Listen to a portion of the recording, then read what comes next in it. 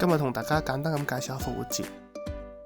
2025年嘅復活節落喺4月20號。復活節每年日期都不一樣，讓我們揭開復活節神秘嘅面紗，了解呢個充滿希望同埋重生嘅日子。耶穌在受難日3日後復活，呢日就成為咗復活節。而復活節都有象徵住勝過死亡，帶嚟重生嘅希望。雖然復活節嚟自宗教，但隨住時間演變，也用了不少有趣嘅習俗同埋元素，例如復活蛋、復活兔同埋教堂禮拜。復活節不但有宗教意義，更加有重新希望同埋春天嘅象徵。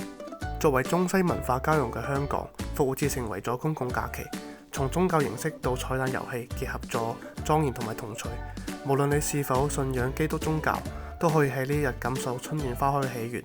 所以喺2025年4月20號，不妨放慢腳步，食粒朱古力蛋，睇下教堂同埋翻故事，感受下呢個流動節日入邊充滿希望同埋重新嘅力量。